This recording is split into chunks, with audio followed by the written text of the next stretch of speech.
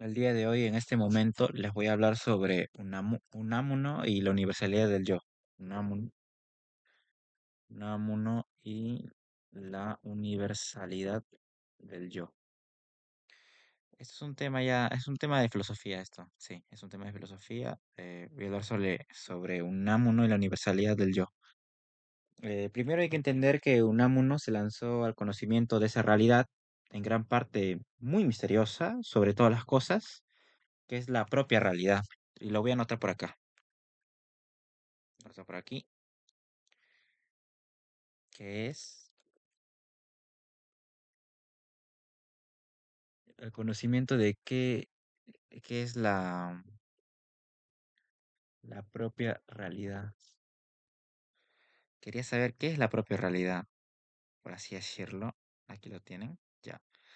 Y entonces, esa es una parte importante de su pensamiento. Y él descubre que algo, o sea, él ya estaba descubriendo algo que ya había visto Kierkegaard. La existencia es pura facticidad. Mira, lo voy a anotar por aquí.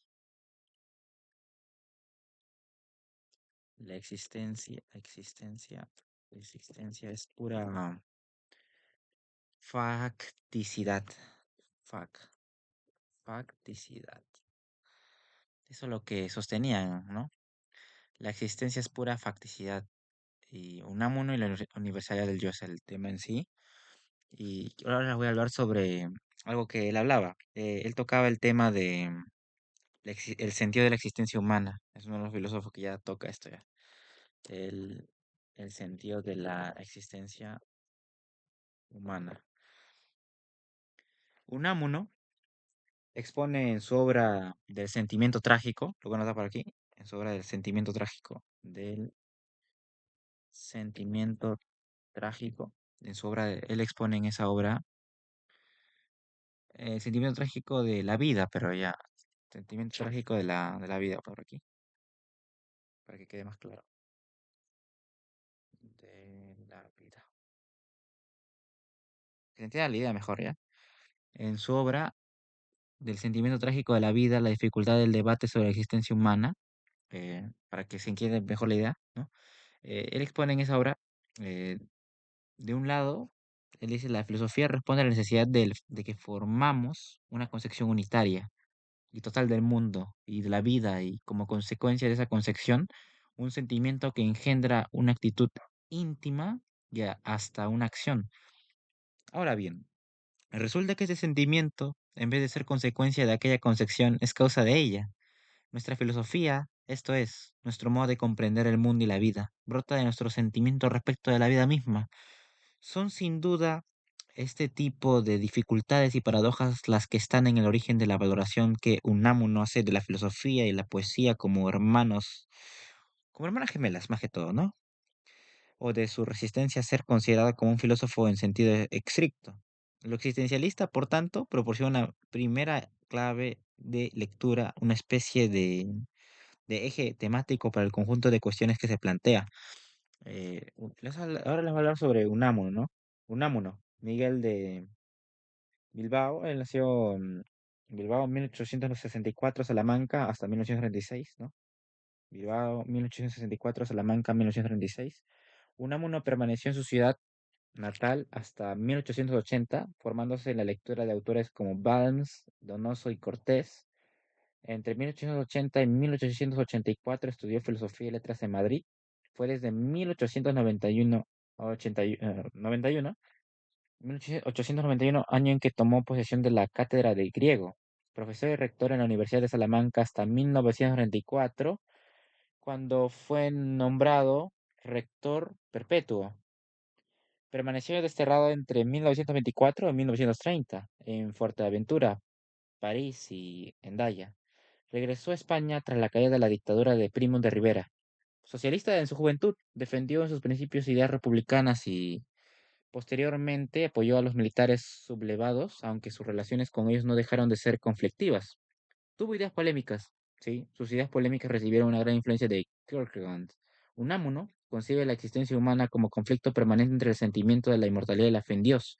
Y la razón que invalida a cada paso ese sentimiento y esa fe En sus obras, de estilo sobrio y preciso, utiliza un lenguaje que refleja su pensamiento paradójico y antitético. Es autor de obras como Vida de Don Quijote y Sancho, 1905, del sentimiento trágico de la vida, y La agonía del cristianismo, 1924, de las novelas Niebla, 1914, La tía Tula, 1921, y San Manuel Bueno, Mártir, 1933, y de los dramas Fedra, 1921, y Soledad, 1921. Y ahora les voy a hablar de algo que es un tema muy importante, ¿no? Él toca lo que es la subjetividad, ¿no? Les estoy presentando de manera detalladita todo para que quede bien claro. Él presentaba lo que es ¿qué es la subjetividad, ¿no? Subjetividad. Bueno, para decirte qué es la subjetividad, la obra del sentimiento trágico de la vida, aquí como ya lo había hablado anteriormente, comienza con un famoso pasaje en que Unamuno declara qué tipo de hombre le importa: el hombre de carne y hueso, el que nace, sufre y muere, el que come y bebe y juega y duerme y piensa y quiere, el hombre que se ve y a quien se oye, el hermano, el verdadero hermano, el hombre individual y concreto, en definitiva, frente al hombre genérico o a la naturaleza humana de tantas filosofías anteriores.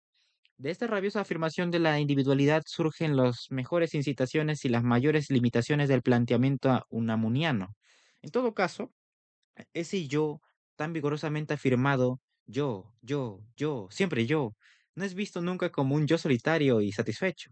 En primer lugar, porque el solitario lleva a la sociedad entera dentro de sí. Es legión. Él decía eso. Él decía esto de acá, mira. Él decía, es legión. Es, es legión. Ya. Una vez que he escrito eso, vamos a seguir continuando con mi explicación. Él decía, en primer lugar, porque el solitario lleva a la sociedad entera dentro de sí, es legión. Pero sobre todo, en segundo lugar, porque no hay satisfacción posible. El hombre es hombre en la medida que quiere, que tiene hambre de realidad. Renunciar a eso, abandonarse o conformarse, significa empezar entonces a dejar de ser hombre. Afirmar la individualidad es, por tanto, afirmar la universalidad de una manera veraz, real, no abstracta. Los yoes se comunican entre sí por fuera, a través de la palabra y por dentro, preservar, o sea, tratan de preservar en su ser, ¿no? Perseverando en su ser, por así decirlo, de una mejor forma, y perseguían tenazmente aquello que quieren, lo que deseaban. Yoes materiales, yoes materiales corporales, que piensan, quieren y sienten, que se resuelven a vivir en suma, porque vivir, como escribiera Unamuno, es obrar, es ejercitarse, es producirse en un sujeto. Unamuno había tomado de Kierkegaard, el hermano Kierkegaard, según su expresión, el repudio de toda verdad abstracta y objetiva, a la que consideraba inoperante y estéril. Ese repudio explica en qué medida el rodeo unamuniano por el existencialismo era, en sus circunstancias, un rodeo casi inevitable. Con otras palabras, ayuda a entender por qué Unamuno no podía acudir directamente a la religión. Si tanto le importaban ciertas cuestiones, es cierto que el cientificismo tenía unas pretensiones totalizadoras que a Unamuno se le antojaban inaceptables. Anticipando una actitud teórica que habría de alcanzar su apoteosis con el neopositivismo del Círculo de Viena, los positivistas de fines del siglo XIX habían erigido la razón discursiva y la ciencia empírica en un absoluto, junto al cual no había lugar para nada más. Pero eso no explica del todo la actitud unamuniana. Lo más grave era que, por su parte, también la fe católica había ido deslizándose hacia una racionalización del misterio de la salvación, hacia lo que Unamuno llamaba una escolástica. La teología tomista había convertido la religión en una cadena de silogismos, en algo casi enteramente justificable por la razón, por la razón. El resultado final de este doble movimiento era el imperio sin fisuras de la razón. Miguel de Unamuno, estamos hablando de Miguel de Unamuno, ¿no? ¿Cómo vivir la vida? Esto quiero tocarlo, pues, cómo vivir la vida, ¿no? ¿Por qué no? Según esa autora, no me estoy sacando yo del bolsillo o algo así. ¿Cómo cómo vivir la vida? Lo voy a explicar así. Pongo los subtítulos y lo explico. ¿Cómo vivir la vida? No hace el plan a la vida, sino que ésta lo traza viviendo. No te empeñes en regular tu acción por tu pensamiento. Deja más bien que aquella te forme, informe, deforme y transforme éste. Va saliendo de ti mismo, revelándote a ti propio. Tu acabada personalidad está al fin y no al principio de tu vida. Solo con la muerte se te completa y corona. El hombre de hoy no es el de ayer ni el de mañana. Y así como cambias, deja que cambie el ideal que de ti propio te forjes. Tu vida es ante tu propia conciencia la revelación continua, en el tiempo de tu eternidad, el desarrollo de tu símbolo. Vas descubriéndote conforme obras. Avanza, pues, en la hondura de tu espíritu, en las honduras de tu espíritu. Y descubrirás cada día nuevos horizontes, tierras vírgenes, ríos de inmaculada pureza, cielos antes no vistos, estrellas nuevas y nuevas constelaciones. Cuando la vida es honda, es poema de ritmo continuo y ondulante. No encadenes tu fondo eterno, que en el tiempo se desenvuelve a fugitivos reflejos de él.